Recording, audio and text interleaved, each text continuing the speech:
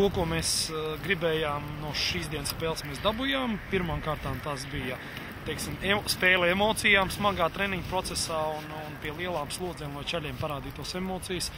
Un otrām kārtām, protams, paskatīties, cik funkcionāli mēs labi esam gatavi vai neesam gatavi. Principā spēle parādīja, ka mēs esam, teiksim tā, šīm sagatavošanas periodam normāli gatavi. Un iepriecināja arī tas, ka bija čaļiem normāli pašatdeve. Šobrīd notiek kolektīva veidošanas process, un tā kā mums ir pietiekami daudz jaunu spēlētāju, tad viņiem visiem jāpierod pie prasībām, jāpierod pie tās gan taktikas jaunās, gan arī pie jauniem partneriem, bet mēs esam uz pareizā ceļa un spēle principā man iepriecināja. Pretinieks bija pietiekami motivēts, mums izrādīja labu pretestību un mēs esam priecīgi, ka mums tieši pirmā spēle bija ar Metoru komandu, kura vienmēr ir izcēlusies ar raksturu. Un var teikt, ka viņi visas spēles laikā mums izrādīja cienīgu pretestību. Un vismā to, ko mēs no spēles gaidījām, mēs arī panācām. Tā kā priekš pirmās pārbaudas spēles es esmu pilnībā apmierināts. Vieta, Vīlēr, šeit sēdies!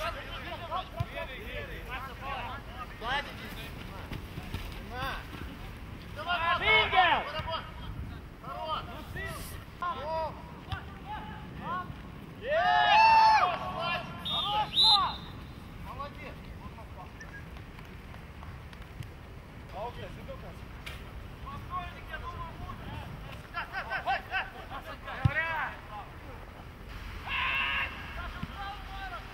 Nesteidzies! Nē!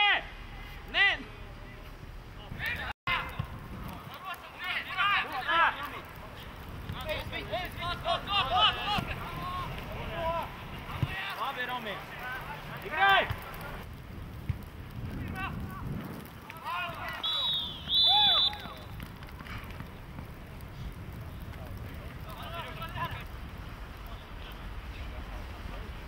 Protams, pie daudz kā jāstrādā un arī to darām, bet visā vismā man patīk, kad komanda noskaņojusies un ir galvenais, ka tas komandas gars ir, kas mums arī vajadzīgs, lai varētu dabūt tās uzvaras virslīgas čempionātā.